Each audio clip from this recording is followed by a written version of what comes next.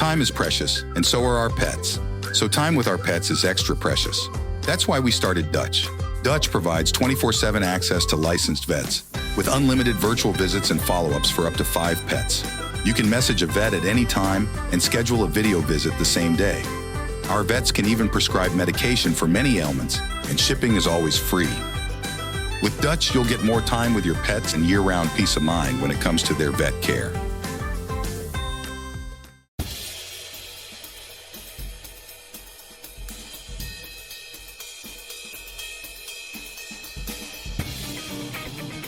Hey, it's time to gather around the water cooler to talk the SNL Hall of Fame. Hey, it's JD here, and I am back in the SNL Hall of Fame, getting ready to head down to the lunchroom, just walking down the hall. There's Matt. He's whittling for some reason. I'm not sure what he's whittling, but he seems to be whittling in a rocking chair of sorts. Heading downstairs now to the lunchroom. There they are. It's our friends Joe and Shari, and they are already gathered around the water cooler. Shari, how the heck are you doing today? I'm great. I'm back at work recording this, so forgot my water bottle, but I'm doing that imaginary glug glug glug glug glug. How about you, Joe, my friend? Yes, I got my water bottle. Arms are heavy. Mouth is wetty. Ew, I guess that's. I didn't think that through, but you get the sentiment. I like it. I like it a lot. Well, today, Shari is chomping at the bit to talk about Marshall Mathers.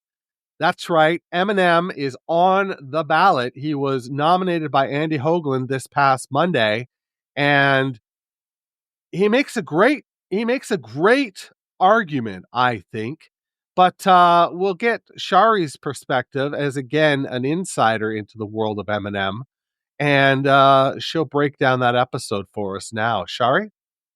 Oh my freaking goodness. I have been itching to talk about Marshall Mathers since I nominated him back in the draft. So I was very, very stoked to listen to the episode. And let me tell you, my favorite episode thus far, and I love them all.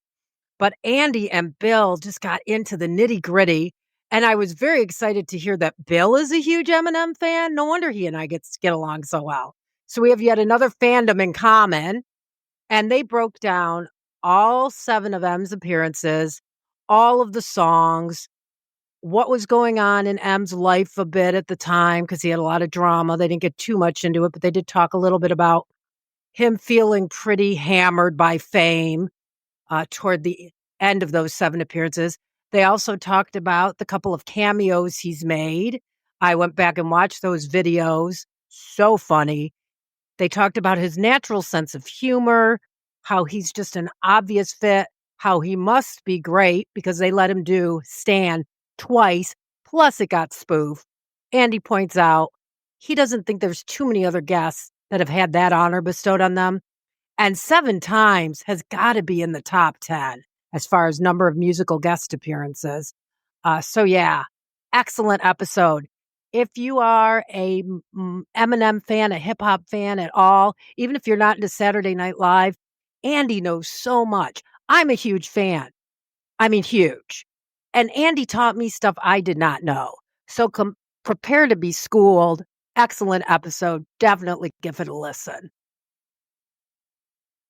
Yeah, it's a good one. Joe, you gave it a listen as well, and I'm wondering if you want to take Eminem and compare him to somebody who might already be in the Hall of Fame that you could link up somehow.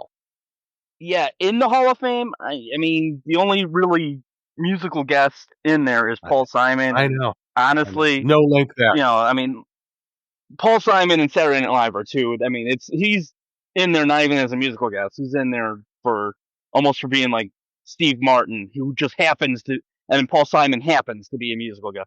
But on the ballot, I would have to say Aerosmith. Okay. Because they're both great performers, great songs, iconic songs. Everyone can hum each of them. Like Dude looks like a lady, and The Real Slim Shady. I didn't mean for those to rhyme. I'm a poet, didn't even know it. But no, great performances. They both come back whenever they're relevant, whenever they have a new album, whenever and then on top of that, they also, and this is my favorite thing with musical guests. Now, before I go further, I thought like, oh, Eminem on the ballot. Yeah, he's a good singer. He's a good musical guest. And then, the thing I like about being a part of this whole world is finding out that he was, a musical guest 7 times. And it's like, Right. okay, that's impressive. That's impressive, especially since like his first album was like what, in the late 90s. So you figure 7 1999, appearances. Joe. Sorry to interrupt you. 1999. No, that's fine. That's fine. No, I appreciate that. No, but how about this? That makes it even more. So that like in the last 25 years, 7 appearances. That's like once every 3 years, or if I'm doing my math right. But Yeah. I mean that's very. I mean, usually people just show up once or twice, maybe 3 times. But no, Right. dude, like once every 3 years. That means something. Um, so, and then on top of that, he appears in sketches, both live and pre-tape, and then even his latest one, with, not Andy Samberg, Pete I Davidson. had Pete Davidson. It's early in the morning, where he even, I like the joke that it's the second, Pete Davidson video where he's using an Eminem song, and Eminem's like, "Dude, you gotta stop." Like, I like that. That there's like a little bit of sense of humor. I love when the actors and the people on the show are in on the joke with the audience, where the audience will be like, Yeah. They're doing that again," and then Eminem calls them out on it. So I like that Eminem has a sense of humor about himself, and he doesn't take himself so seriously that when he's on Saturday Night Live, he's willing to be in the sketches. And then I don't want to just keep harping on the sketches, because it's great to see someone who raps that quickly perform live, all in one shot, all in one take. You hit it or you miss it, and then he does it beat for beat, and it shows his talent. I mean, just bare bones. I mean, no safety net. He raps, to rap really fast on an album, you could say like, oh, they re-edited it in multiple takes, da da da da, and it probably was. Don't get me wrong, but to do it live, dude, I mean, that's what the show is for. That's what the point of having the musical guest on live is, to show what they can do. So, yeah, I think he's a great, intertwined for the last 25 years. I mean, he's now, but he's been there for the last 25 years, every 3 years, and willing to do his share. So, yeah, I think. So to answer your question, Aerosmith. Aerosmith, has a similar thing where every time they're relevant, and then performing in sketches, Yeah. and showing off their talent live. So yeah. Good comp. Good comp, Joe. Shari, you must. I'm curious what you've got cooking over there, because Paul Simon does put up a roadblock. Okay, so I'm going to make the case why M and Paul Simon are alike. I know it's going to blow your Oh, mind, but I'm going to do it. okay. Goodness. All right. So Paul Simon was huge at the time he came on SNL. Huge. Lauren wanted him on the show to get them ratings because they were struggling. They were brand new. They weren't struggling. They were brand new. So he asked his buddy Paul Simon, not McCartney, to help him out and be on the show. Guess what? Many years later, freaking Eminem was to the 90s, the 2000s, I should say, early 2000s, what Paul Simon was to the 70s. He Ah, defined a genre. I believe that M is one of the godfathers of hip hop. Okay, yes, it was a thing in the 80s, but he brought it to another level, just like Mr. Simon and Art Garfunkel brought folk music to a whole new level and a whole new audience. M brought all hip hop right. to people who didn't know. I know. Are we allowed to cuss, JD? Sorry. He brought hip hop to people who didn't never thought they listened to hip hop. Just like Paul brought folk to people who were like, oh, folk's for hippies, man. So, yes, I believe that they're very similar. I believe that M brought eyes to the show that wouldn't have found the show. And I believe Paul Simon brought eyes to the show back in the 70s that would not have watched. So I think there's much more in common there than meets the eye. I really do. And both incredible songwriters, incredible songwriters. Both talk a lot about their lives and their music. So I see a huge case for the comparison. And now with this unlimited buffet, as I've been calling it, of votes that we get, God darn it. Let's get Em in. Let's get Aerosmith in. Let's have some musical guests in this hall before we shut the doors. Because we need representation of music. Music, as that 3-hour special attests, music is so important to the history of SNL. So Agreed. that's my 5 cents. You won me over. Yeah, me too. Do you have anybody that's on the ballot that you would compare, Shari? Well, my brother from another mother, Mr. Joe, already said exactly what I was going to say. Aerosmith, again, Aerosmith is to rock what Eminem is to hip hop, what Paul Simon is to folk. Aerosmith brought rock to people who didn't listen to rock.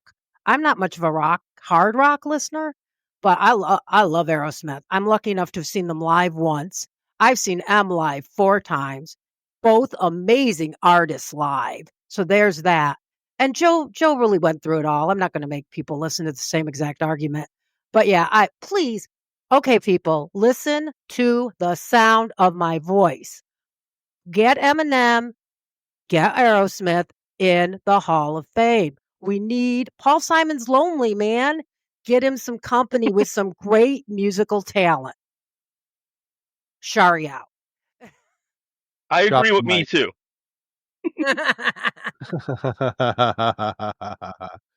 All right, now we get to the part of the show where we go back to the SNL Hall of Fame episode and we listen to Mr. Hoagland's final argument. So let's do that right now and we'll come back and discuss.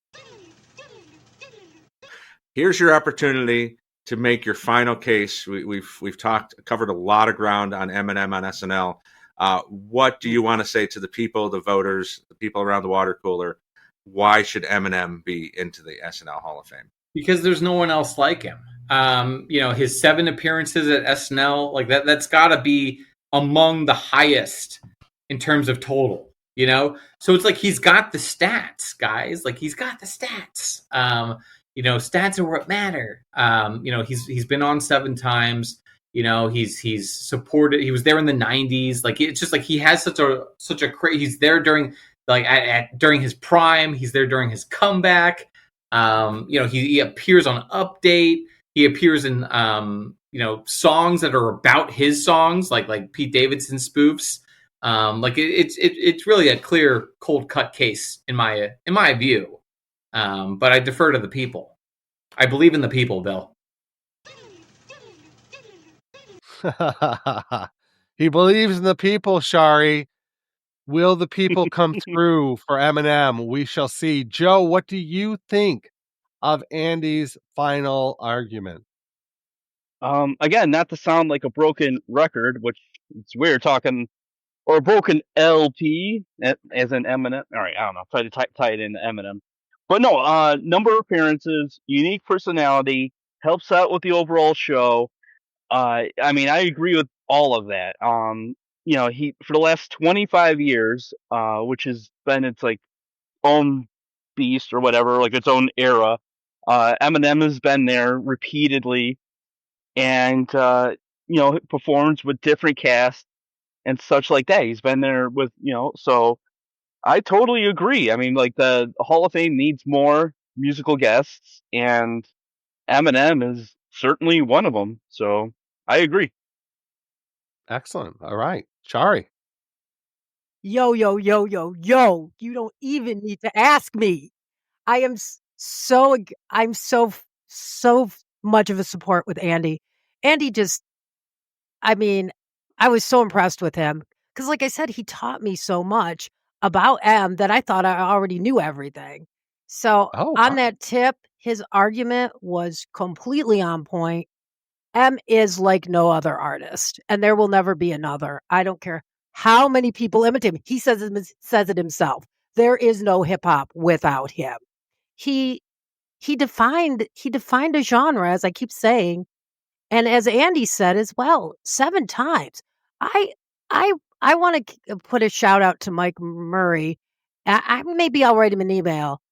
I think 7's got to be up there as one of the most. I know there's a few. I know Paul Simon's been on a lot. I know U2's been several times. But M's got to be in the top 10 as far as number of I appearances. think he's in the top 5, Shari. Yeah, I that think he's sounds in the right. top 5, yeah. 7's a lot. I think And 11 is the record. I think he's for sure the most of any hip hop artist. I don't think Oh, even anyone absolutely. comes close. I don't think anyone comes close. No. And I don't think any artist, and I've seen a lot of rappers on stage. I mean, a lot. He is far and away the best I've ever seen on stage. He doesn't dance. He doesn't need to. He's amazing. He lights up the stage. He really is electric. I hate to sound cliched. He's an electric performer. I've seen him in an auditorium, in a sports arena, which I hate seeing shows in sports arenas. And M can carry that. He can carry that huge venue, and you feel like you're the person he's rapping to. And on an SNL stage, oh my God, I can't imagine what it would have been like to see him in 8H. He had to have people in the palm of his hand. So for all Oh, those yeah. reasons, yes, yes, yes, I agree with Andy 100%. I agree with Bill 100%, who I think is totally in our corner with this one, being a big hip hop head himself. Who knew Bill was a hip hop head? I love it. Yeah, I didn't. Anyways, yeah, for sure. Amazing, amazing argument. And I agree with every tenet of it. Let's get M in the hall for sure. All right. Well, before we shift gears and talk about last week's episode of SNL, I'm curious if anybody has any final arguments of their own. If they want to say anything about Eminem before we shift gears and move on. I'm good. I mean, Shari pretty much said it all, and I think I said my piece. So Excellent. Can I tell a quick story, JD? Do we Of have course. time for a story? I think I've told you two the story, but I want to tell the listeners the story because it shows you all how absolutely rabid I am for this man. I mean, I'm just such a huge fan, and I just want to kind of illustrate it. When I was younger and, had way more energy, I had a friend who lived out in Rochester Hills, Michigan, which is where I'm from Michigan. And M is also, as everybody knows, from the Metro Detroit area. He moved out to Rochester Hills, which is very swanky. He no longer lives in this particular home, but he was living there. And I had a friend who lived out there, and she said, Shari, I know exactly where his house is. Do you want to go see it? I said, why not? I don't think we'll get in trouble. We'll just be on the side. We won't go anywhere near the property. Let's do it. So yes, I might be or was on Marshall Mathers security footage. At least I'm hoping I was. I got to see the compound. It was way pushed back, so I couldn't see much. But I still have that memory to this day. But listeners, Oh, you that's know what you're fun. dealing with here. This is a super fan, and I'm telling you, Andy taught me something. So good on you, Andy. This stan is definitely in your deck because you taught me a thing or two. But yeah, huge fan. I think I've said everything I'm gonna say in his defense, but I had to share that story because No, I appreciate that you big did. fan. I appreciate that you did. Well, let's shift gears, like I said then, and talk about the John Hamm Lizzo episode of SNL. I, for one, found this episode to be a delight, but I will put it to my colleagues, Shari and Joe, to talk about their Hall of Fame and Hall of Shame moments.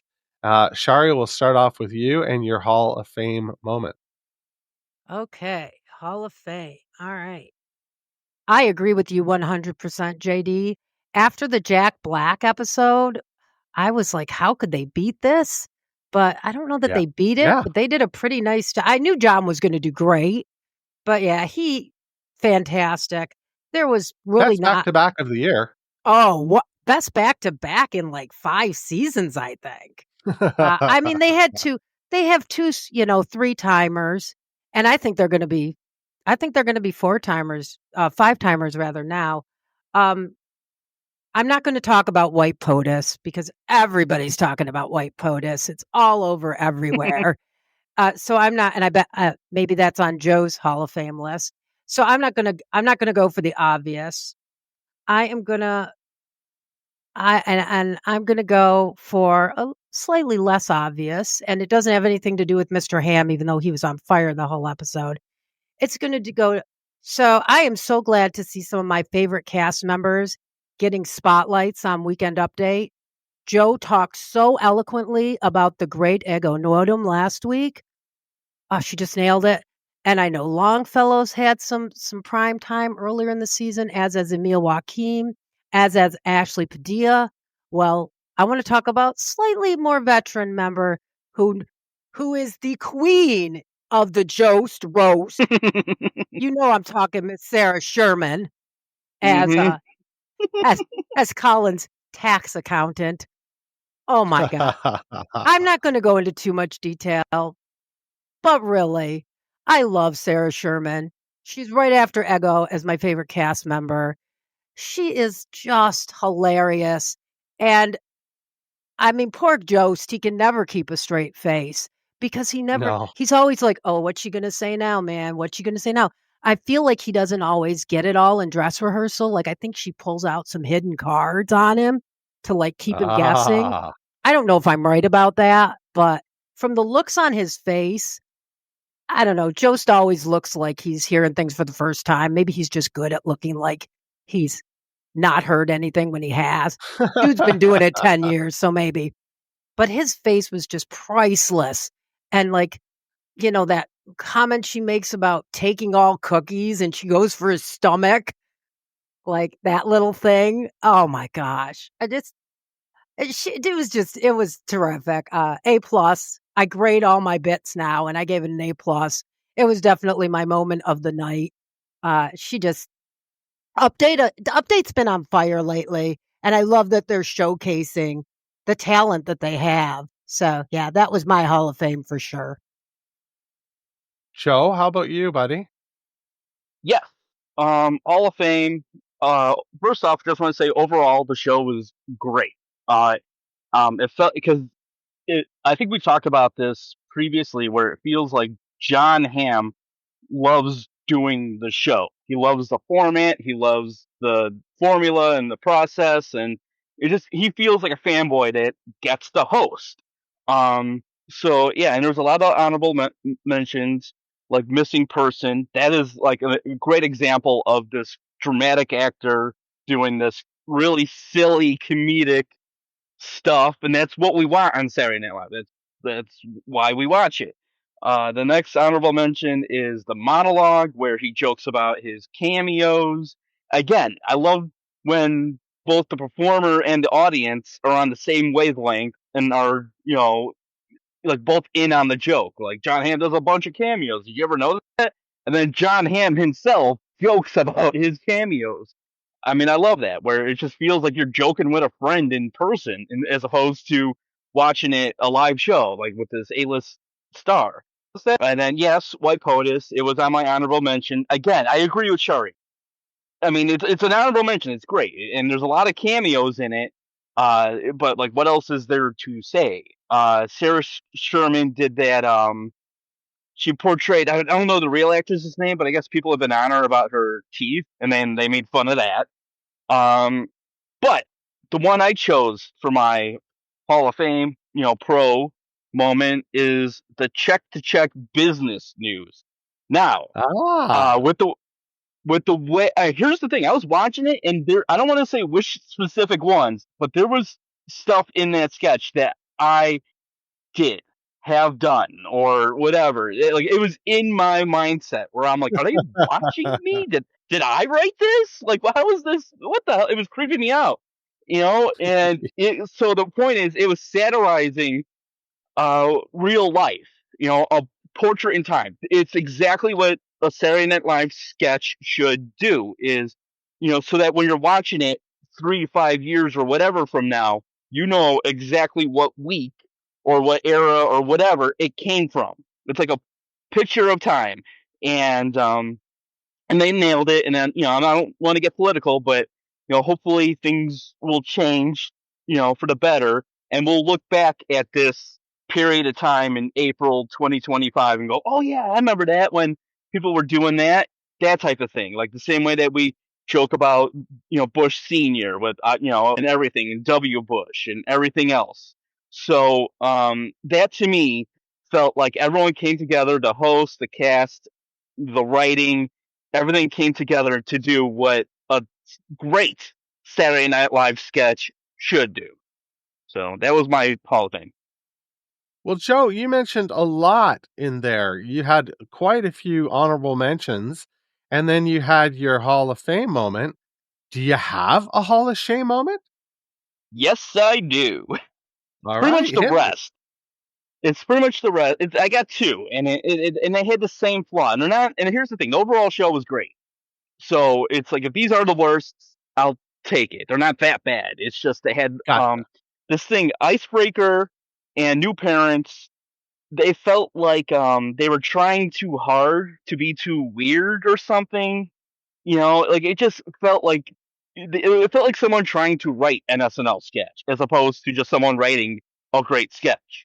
Like it Right. was like doing the formula. Like, hey, why do you think this is? I don't know. It's just they were both about um weird people trying to act normal type thing, and it just felt like a little formula. Anyway, you get this. Point by numbers for my Porky Pig etiquette or speech teacher. But anyway, it just felt very paint by numbers.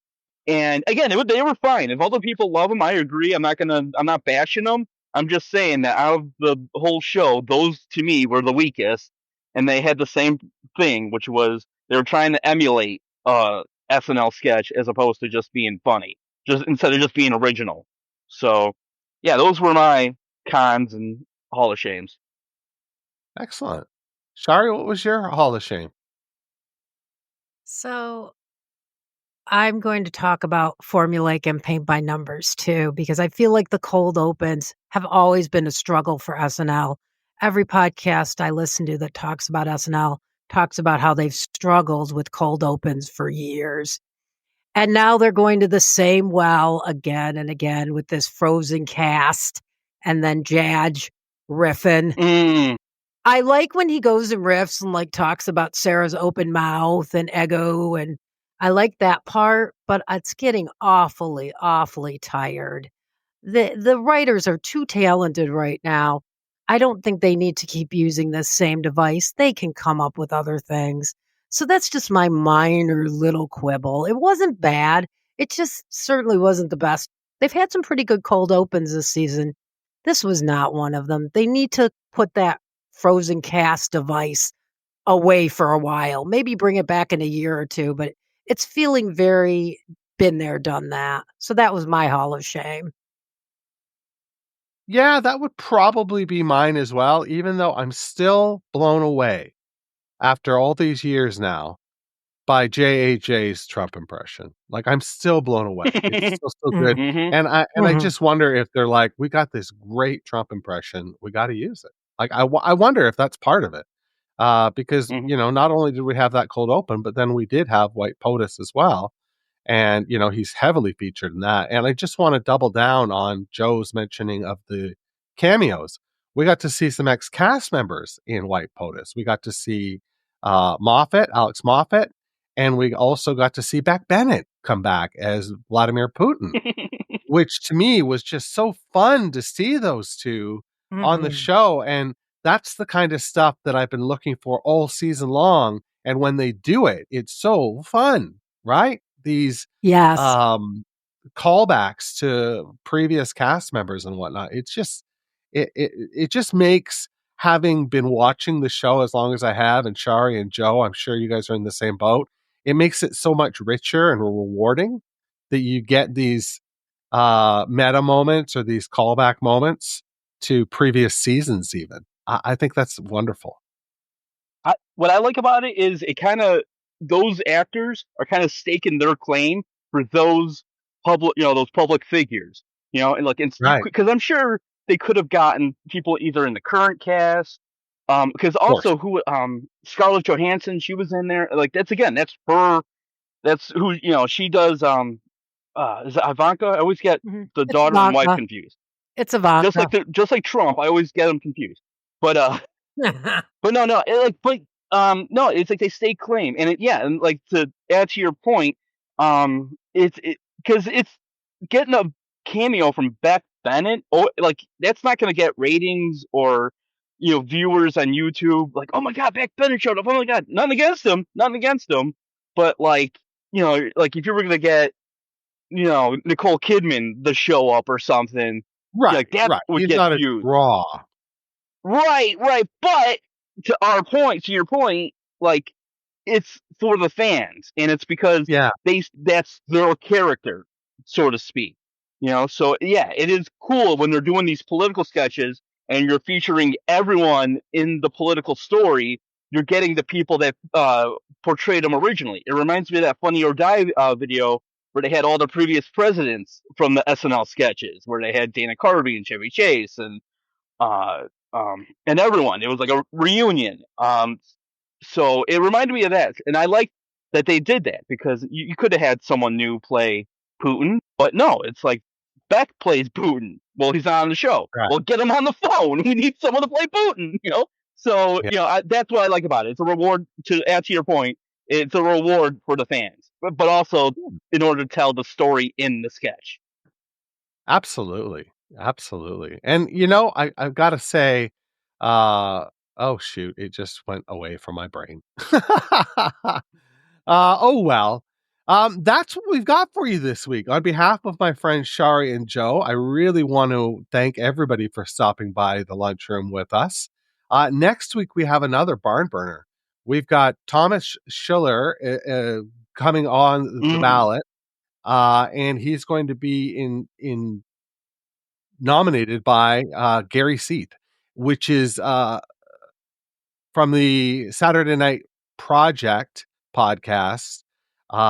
Gary and his partner always take a deep dive into older subject matter, and they deliver with aplomb. So it's really great to have Gary back and talking about Thomas Schiller, and probably enlightening a lot of us, because I got to tell you, I know precious little about Thomas Schiller. I'm not sure what you guys. Oh, I do. Oh, you know a lot? Okay. Yeah. Don't give it away. Don't give it away. I'll just tease. I'm good at the tease. I'll just say that he's been at the show since the beginning, and the fact that he's not in the Hall of Fame now makes me angry. If you knew and then we'll talk about the sketch that I'm referencing next time, because that punchline, that performer saying that word in that way, cracks me up all the time. So we'll get to that next week. Interesting. Nice tease. Shari, anything you want to leave us with? Just vote for Eminem, man. I just vote for it. Just vote for him. All right. Goodbye from the gang. Stay thirsty, everyone. Thanks for listening to the SNL Hall of Fame Water Cooler. To connect with Joe and Shari, join our Facebook group at facebook.com/group/SNLHOF. To email the cast, write to snlhofwc@gmail.com. Please subscribe, share, rate, and review the show wherever you get your podcasts.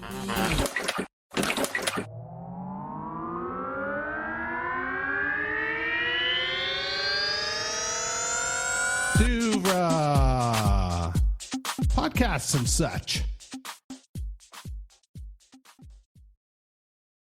At Arizona State University, we're bringing world-class education from our globally acclaimed faculty to you. Ranked #1 in innovation for 10 consecutive years and #2 among public universities for employability, ASU isn't just ahead of the curve, it's creating new paths to success. Earn your degree from the nation's most innovative university. Online, that's a degree better. Explore more than 300 undergraduate, graduate, and certificate programs at asuonline.asu.edu. Time is precious, and so are our pets. So time with our pets is extra precious. That's why we started Dutch. Dutch provides 24/7 access to licensed vets with unlimited virtual visits and follow-ups for up to 5 pets. You can message a vet at any time and schedule a video visit the same day. Our vets can even prescribe medication for many ailments, and shipping is always free. With Dutch, you'll get more time with your pets and year-round peace of mind when it comes to their vet care.